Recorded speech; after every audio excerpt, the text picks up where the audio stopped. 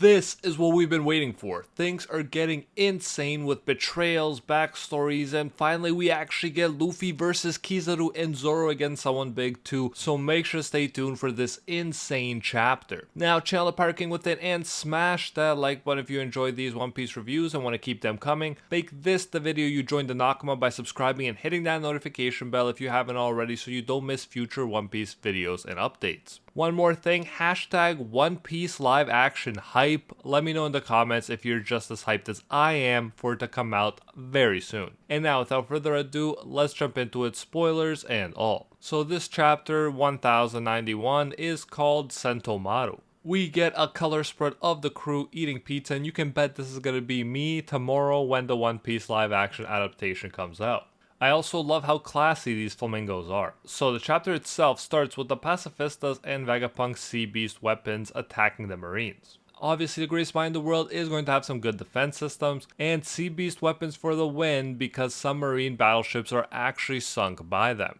It's actually crazy to see how a sea beast weapon can just bite a ship and destroy it. But of course, the Marines also knew this wouldn't be a walk in the park, and they came ready and with strength and numbers. We see two vice admirals battling sea beasts. Doll kicks a pacifista in the face, and it definitely looks like it hurt the pacifista, while the vice admiral that looks like a dinosaur with multiple chins uses a mechanical arm to punch one of the sea beast weapons. And man, I gotta hand to him, that punch really looks like it hurt the sea beast weapon. That is a feat in and of itself. I can only imagine what that would feel like if it hit a human. But although it's interesting to see more from these guys and to learn more about their abilities, we all know the hype is mostly circulating around Kizaru and Saturn on the Marine side. And we jump to Kizaru next. We pick up with Kizaru and Sentomaru where we left off, and as we already saw, the two have history. Kizaru kicks Sentomaru and Sentomaru's body flies away because of the attack. Now, I don't think anyone expects Sentomaru to stand a chance against Kizaru in the long run, and as mentioned, it's no surprise Luffy will eventually come to the rescue, but Oda wants to show Sentomaru's effort and their shared backstory too.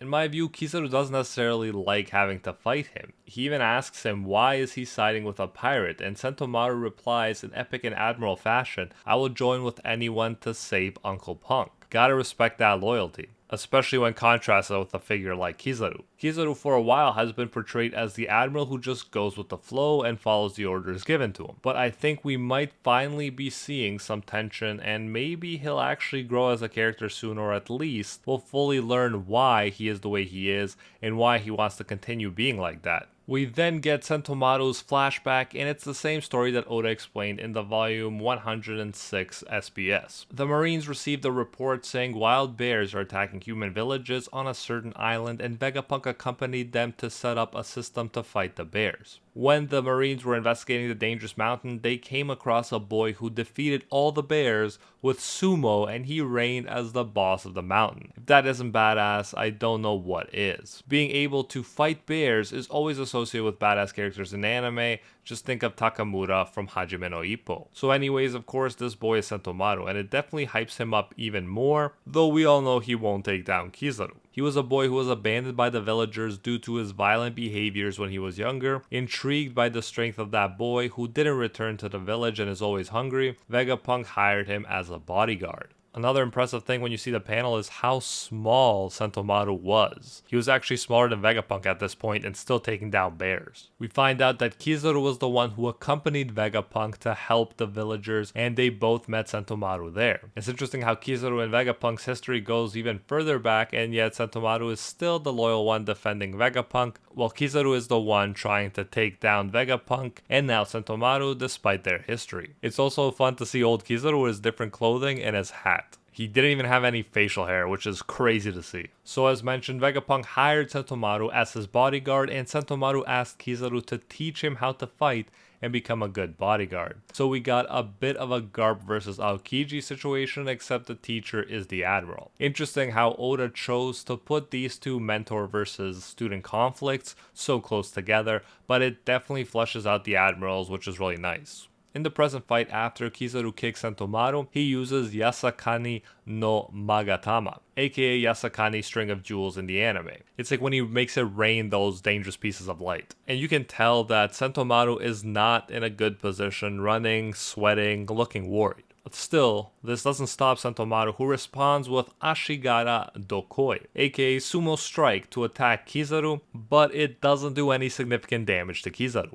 Kizaru says that he's taught Sentomaru as well as he can, but still his guard won't lose to Sentomaru's. So it's a flex statement where it's like, yeah, I taught you what makes you strong, but I'll always be stronger.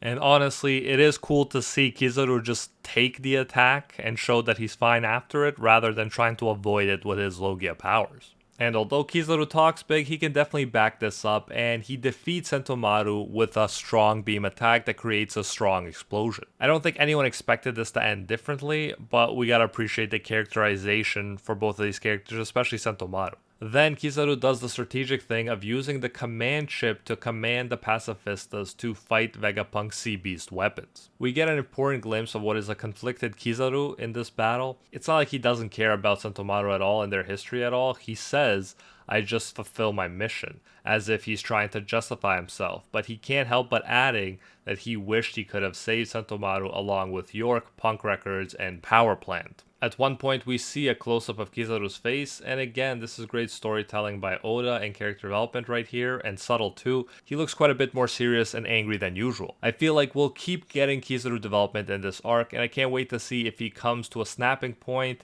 and decides to stop just following orders, or why he's so adamant about following orders. We then cut to outside the Labo phase, and we can see Vega Force 1 carrying the Sunny to the other side of the island.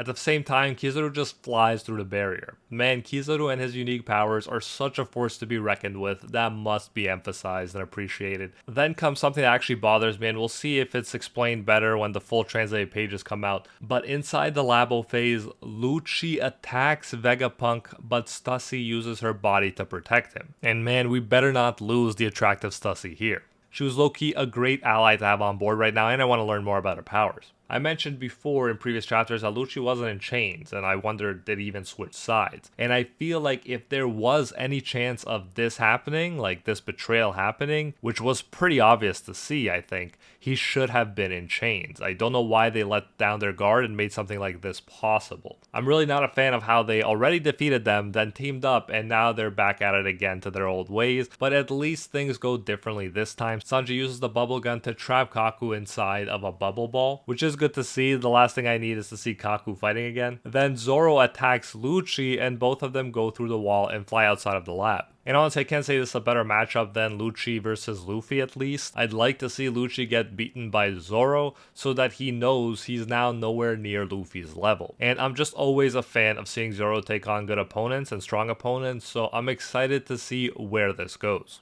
I guess from Oda's perspective, he needed some good matchups for the crew, and if Luffy's gonna take on Kizaru, he probably needed Zoro to take on someone significant too. Although we still gotta see what's gonna happen with the Elder, that's the big question right now. Then this last part of the chapter is so hyped. Kizaru is about to follow Vega Force 1, and then Luffy suddenly appears and kicks him, and it's an epic hockey-infused kick. Kizaru definitely doesn't just brush it aside or ignore it. Now this is what we've been waiting to see and what we've wanted for so long. Like yes, since we figured out Kizaru is coming, but really we wanted Luffy to take down an admiral for so long. Luffy says, Kizaru, we are 100 times stronger than 2 years ago. He is smiling as he's saying this, and Kizaru is definitely not. I'm telling you guys, one of these chapters, Kizaru just got snapped. And yeah, that we are 100 times stronger than 2 years ago thing is a great thing to say because it makes us think about how overpowering Kizaru was before and how far our crew has come since then. And we'll be able to see that clearly by how well Luffy alone can do against Kizaru this time. Oh man, I'm so excited, but we are told there is a break next week, but hey,